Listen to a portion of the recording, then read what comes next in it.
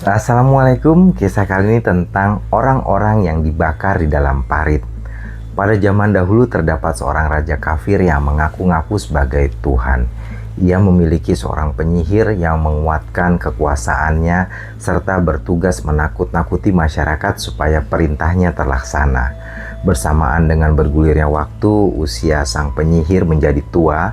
Ia pun meminta kepada sang raja seorang pemuda kecil untuk ia wariskan ilmunya dan menggantikan posisinya setelah ia meninggal.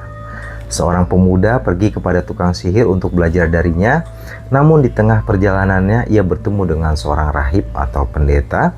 Ia pun duduk bermajelis bersamanya sesekali dan ia terkagum dengan perkataannya.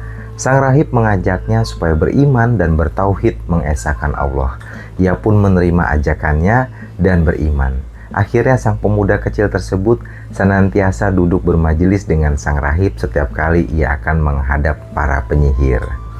Pada suatu hari ketika sang pemuda berjalan mendatangi sang rahib, ia mendapati hewan besar yang menghalangi jalan.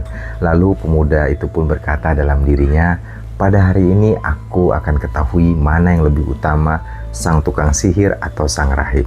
Kemudian ia mengambil batu dan mengucapkan, "Ya Allah, jika perkara sang rahib lebih engkau cintai daripada perkara si tukang sihir, maka bunuhlah hewan besar ini supaya orang-orang bisa lewat." Kemudian ia melemparkan batu kepada hewan tersebut dan terbunuh.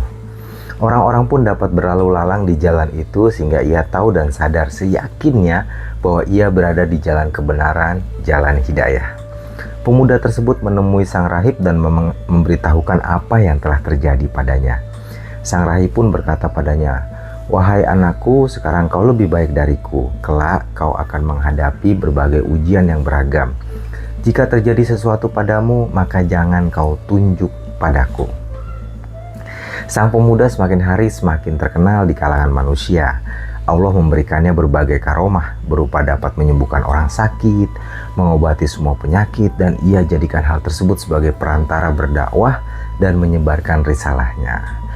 Salah seorang pengawal kerajaan mendengar apa yang telah dilakukan oleh si pemuda, dan pada saat itu sang pengawal telah kehilangan penglihatannya. Lantas ia mengumpulkan hadiah yang banyak dan diberikan pada sang pemuda dengan berkata, "Aku akan memberikan hadiah-hadiah ini jika kamu berhasil menyembuhkanku." Sang pemuda pun menjawab, "Sesungguhnya hanya Allah lah yang mampu menyembuhkan. Jika kamu telah beriman kepada Allah, maka berdoa kamu padanya dan Dia pun akan menyembuhkanmu." Pengawal kerajaan pun beriman dan kemudian dia berdoa kepada Allah, maka Allah menyembuhkannya.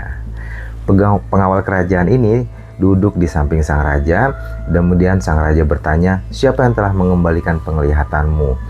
Maka ia menjawab dengan penuh percaya diri, seperti layaknya seorang mukmin, "Tuhanku."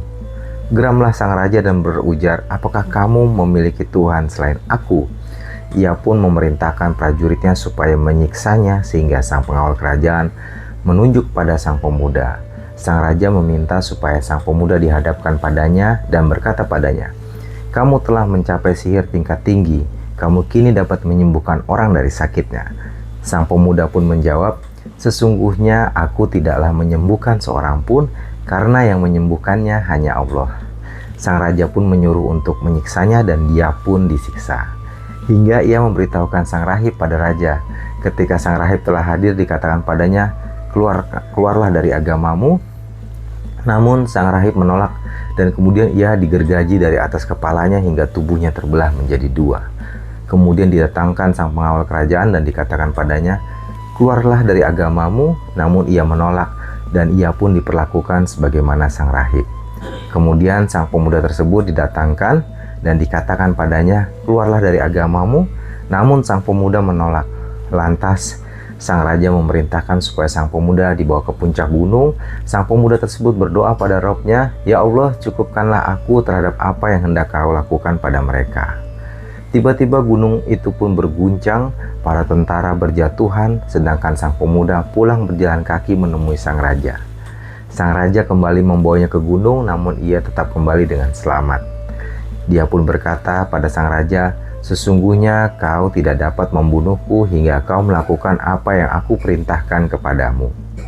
Sang raja bertanya, "Apa itu?" Sang pemuda beriman itu menjawab, Kumpulkanlah semua orang di satu tempat, ikatlah aku, kemudian ambillah panah dan letakkan pada busurnya dan ucapkan dengan menyebut nama Rob sang pemuda.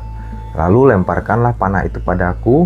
Jika kamu melakukannya, maka kau sungguh berhasil membunuhku. Akhirnya sang raja mengumpulkan semua orang, sang pemuda dia salib, dan ia mengambil panah dan berkata dengan menyebut nama Rob sang pemuda. Kemudian lemparkanlah panah itu, maka terbunuhlah sang pemuda. Orang-orang yang ada berteriak, "Kami beriman pada Rob sang pemuda." Ketika terjadi hal tersebut, para punggawa raja berkata padanya, "Tidakkah kau lihat apa yang selama ini kau takutkan? Hal itu telah terjadi, yaitu orang-orang telah beriman."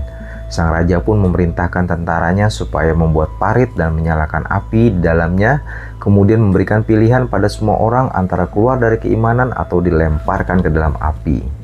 Para tentara melaksanakan titah sang raja hingga tiba pada giliran seorang wanita yang sedang menggendong anak kecil.